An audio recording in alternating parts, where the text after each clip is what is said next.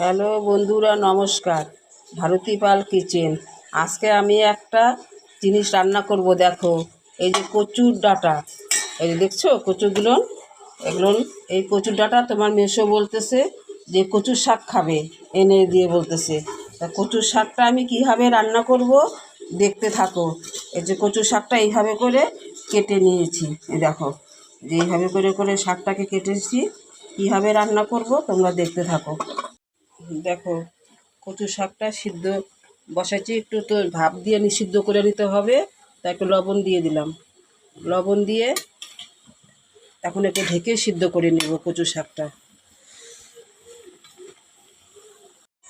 দেখো, কচু শাকটা সিদ্ধ করা হয়ে গেছে। এখন আমি কড়াইতে বাদাম একটু ভেজে নেব।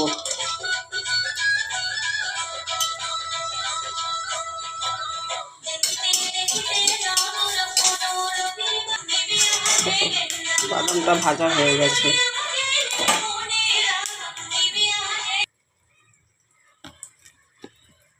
কড়াইতে তেল দেব,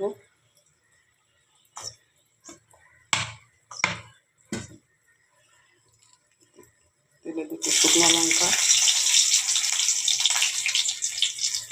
গোটা জিরে,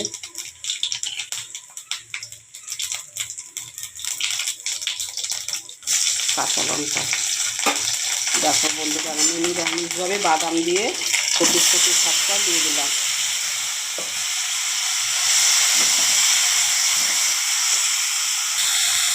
একটু হলুদ দিব,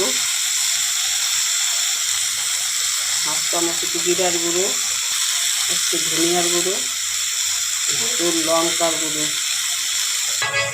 বাদামটা ভেজে নিয়েছিলাম, এখন বাদামটাকে আমি একটু গুঁড়া করে নেব।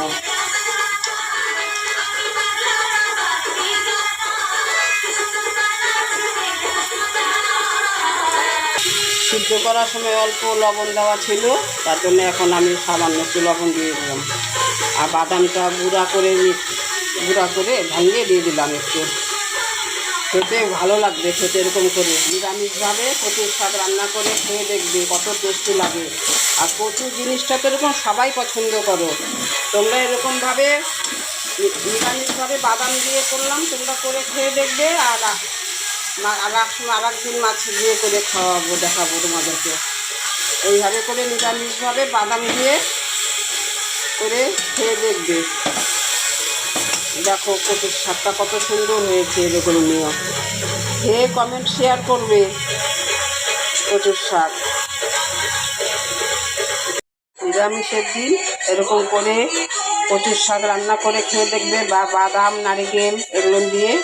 তা আমি নারিকেল দিইনি, নারিকেলে কিছুটা গ্যাস হয়, তা আমি বাদাম দিয়ে করলাম। তোমরা এরকম করে খেয়ে দেখবে কত সুন্দর হয়েছে কচুর শাকটা।